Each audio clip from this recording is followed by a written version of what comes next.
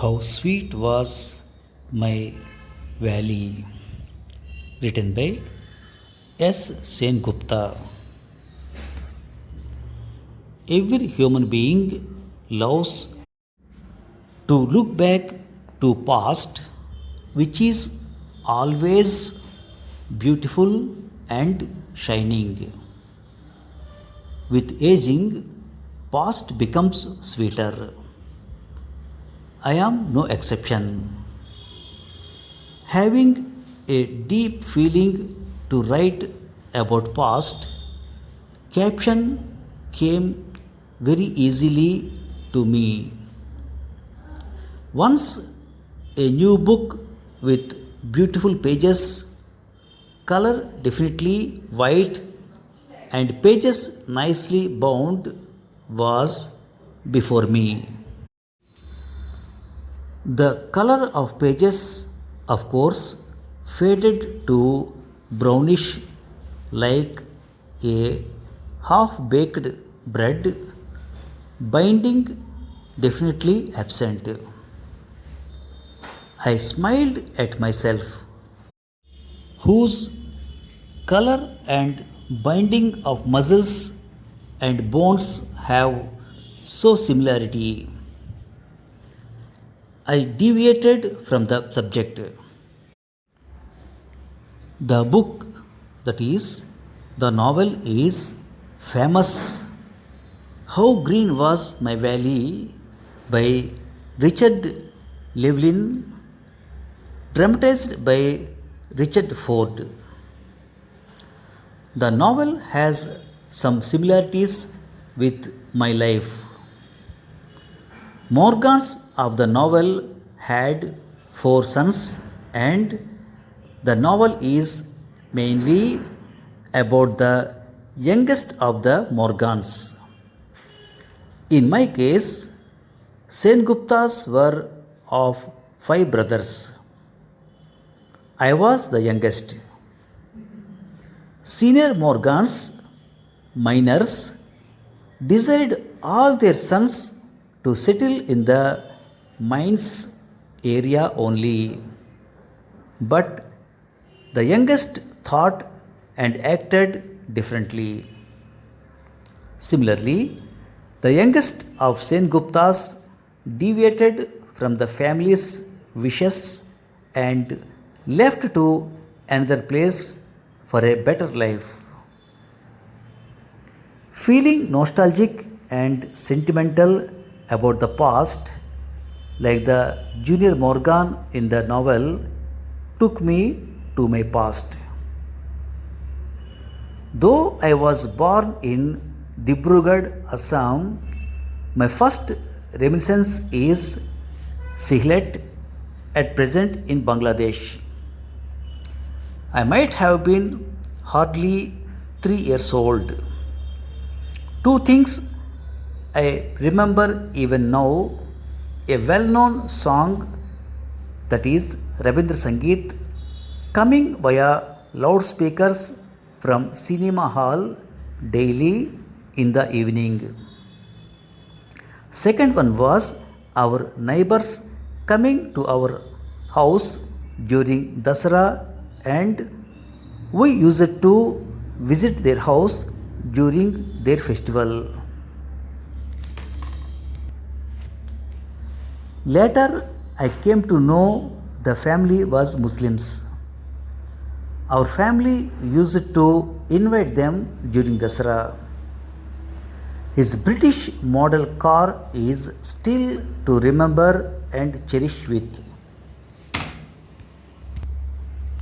A car with projected footrest, removable top with waterproof cloth, and a hand operated horn. He was always free to take us round in his car during Dasara Puja. What a topsy turvy scenario these days. We had feeling for each other. Present day have only voting in the minds. Even here in Bhilai, during our service life, we used to invite Muslims, and during Eid festival we used to enjoy their delicious food. Shillong to me, queen of hill stations with beautiful waterfalls in between mighty inviting hills. My father was a strict disciplinarian. Our day used to start by 5 am irrespective of the season with morning walk. The ups and downs of the roads with small rivulets, the gorgeous mountains and deep gorges full of orange trees, practically on streets, the waterfalls, small flowing tributaries. No memories can be sweeter than this. Our school was about 6 to 7 kilometers away and had to walk down through the streets, up and down. Somewhere it used to be between beautiful mountains and deep gorges. Mostly roads and streets used to be desolate. During Second World War, only persons we used to meet were American soldiers. Shillong, famous for her 7 waterfalls, those days we could go up to the waterfalls and had family picnics. Alas, all are now cordoned and one has to see from a distant, quite far away. Shillong Peak offers city view, Lady Hyde Parks, surrounded by manicured gardens, is a lovely place. Warden's Lake with nice pathways for visitors was a beautiful place. Tejpur, along the mighty but silently flowing Brahmaputra river, will enchant everybody. During monsoon, other bank could hardly be seen. Dudwalas used to come from other bank of river. One could see boats coming from far away from the other bank. At first, small spots slowly become bigger and bigger till the boat could be seen when quite near. Cannot forget the occasion when the steamer from Guwahati used to take berth at Tejpur. We, 4 classmates, used to enter the steamer when everybody had disembarked. The steamer used to take berth on another place, that is, another ghat, for washing. Our small journey from one ghat to another is still unforgettable.